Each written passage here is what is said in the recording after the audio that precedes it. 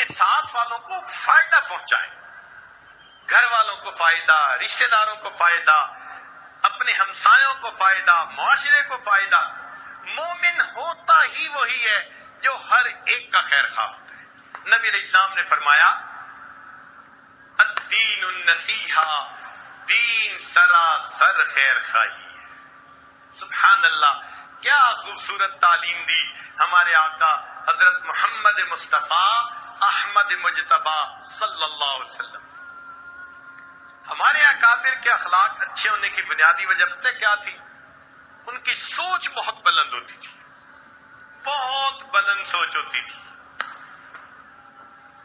بلند سوچ ہونے کی وجہ سے ان کے مقام بلند ہو گئے تھے۔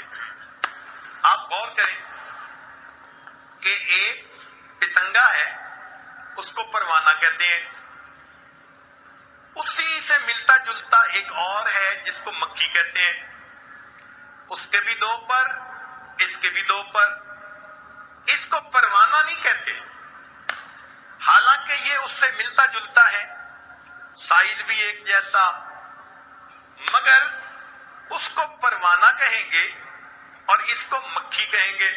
اس کی وجہ یہ ہے کہ اس مکھی کی سوچ گندی، یہ نجاست پہ بیٹھتی ہے، گند ڈھونڈتی ہے، اس کی گندی سوچ کی وجہ سے اس کو مکھی کہتے ہیں۔ اور پروانہ کس کو کہتے ہیں؟ جو روشنی کے اوپر، نور کے اوپر اپنے آپ کو فدا کرتا ہے۔ کہنے کو ہم بھی مسلمان، کہنے کو ہمارے اکابر بھی مسلمان، مگر اگر دنیا کی محبت دل میں بھر کے جیتے پھر رہے ہیں تو اللہ کی نظر میں ہماری مثال گندی مکھی کی ہے اور ان کی مثال اللہ کی نظر میں پروانے کی مانند ہے۔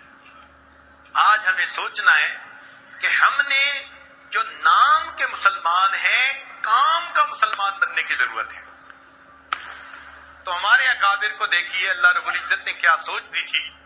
ایک دو واقعات سن کے یہ عاجز اپنی بات کو مکمل کر دے گا، ذرا توجہ کے ساتھ سنیے گا۔ دہلی کی جامع مسجد، ایک انگریز دہلی کی جامع مسجد دیکھنے کے لیے آیا، وہ آرکیٹیکٹ تھا اور اس کو پتا تھا کہ جامع مسجد کے اندر بڑی اچھی کیلی گرافی کی گئی ہے، تو چونکہ اس کے فن کا کام تھا وہ دیکھنے کے لیے آیا۔ اب دہلی کی جامع مسجد میں کئی سیڑھیاں چڑھ کے جاتے ہیں اور سیڑھیوں پہ آپ نے دیکھا کہ کئی مرتبہ فقراء بیٹھے ہوتے ہیں، سائل بیٹھے ہوتے ہیں۔ تو ایک معذور فقیر تھا، وہ بیٹھا ہوا تھا۔ جب یہ قریب سے گزرا تو اس نے مانگا، اس نے اپنا ویلٹ نکالا اور ویلٹ نکال کر اس میں سے اس فقیر کو کچھ دے دیا اور اپنا ویلٹ پھر اپنی جیب میں ڈال لیا۔ اپنی طرف سے تو اس نے جیب میں ڈالا، لیکن حقیقت میں اس کا ویلٹ گر گیا۔ اب یہ چلا گیا مسجد میں، وہاں جا کے اس نے کیلیگرافی دیکھی، بڑی پسند آئی، اس نے فوٹوگرافی کی۔ اس کی بیوی بھی اسی شعبے سے تعلق رکھتی تھی۔ وہ گھر گیا اور گھر جا کر اس نے اپنی بیوی کو بتایا کہ بھئی کتنا اچھا کام کیا ہوا ہے، ہسٹوریکل کام ہے۔ اس کی بیوی کہنے لگی کہ اچھا آئندہ ویکینڈ آئے گا تو میں بھی آپ کے ساتھ جاؤں گی، تو مجھے بھی آپ وہ مسجد کا کام دکھائیں۔ اس نے کہا ٹھیک۔ اب جب رات سونے لگا نا تو اس نے دیکھا کہ اس کا تو پیسے والا بٹوا ہی نہیں ہے، تو یہ بڑا پریشان کہ کہاں گرا، بڑا سوچا، مگر اس کو یاد نہیں آیا کہ میں نے بٹوا کہاں گرایا۔ خیر ایک آدھ دن کے بعد یہ ذہن سے بات ہی نکال بیٹھا، کہنے لگا جو 200-400 روپے تھے بس وہ میرے گم ہو گئے۔ جب اگلا ویکینڈ آیا تو یہ اپنی بیوی کو لے کے دہلی کی جامع مسجد دکھانے کے لیے آیا۔ اب جب یہ سیڑھیوں پہ چڑھ رہا تھا نا تو اس نے دیکھا کہ وہی معذور فقیر جسے پچھلی مرتبہ اس نے پیسے دیے تھے وہ اس کی طرف آ رہا ہے۔ تو اس نے سوچا پچھلی مرتبہ پیسے دیے تھے، پھر اس نے مجھے دیکھا تو امید لگی کہ یہ ضرور دے گا، تو یہ مجھ سے پیسے مانگنے آ رہا ہے۔ لیکن وہ فقیر جب قریب آیا تو وہ کہنے لگا کہ جناب وہ پچھلی مرتبہ آپ نے جب مجھے پیسے دیے تھے تو شاید یہ آپ کا بٹوا تھا جو گر گیا. میں نے آپ کو ڈھونڈنے کی کوشش کی مگر آپ نکل گئے, تو میں نے اپنے پاس رکھا ہوا ہے, آپ اپنا بٹوا لے لیجئے. اب اس انگریز نے بٹوا دیکھا, اپنی چیزیں دیکھی, ڈاکومنٹ دیکھے, ہر چیز بالکل ٹھیک تھی.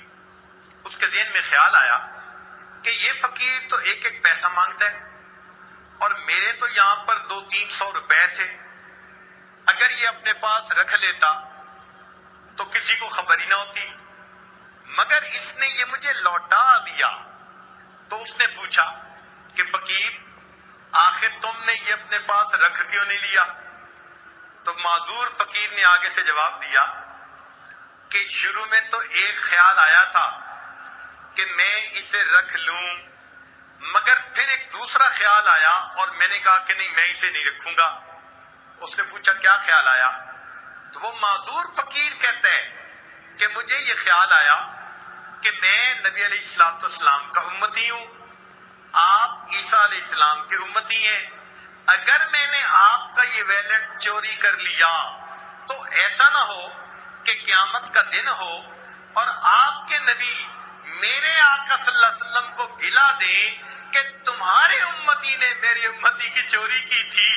میں اس خیال کو سوچ کے رہ گیا, میری وجہ سے میرے آقا کو بات نہ سننی پڑ جائے. ایک وقت تھا فقیروں کی کیفیت یہ ہوا کرتی تھی, فرشتوں کو دکھانا تھا بشر ایسے بھی ہوتے. نبی علیہ السلام نے ایسی تعلیمات کی, خوش اخلاقی کی کہ جنہوں نے اس کو اپنایا وہ واقعی انسانیت کے لیے فخر ہو گئے. کیا خوبصورت سوچ ہوتی تھی.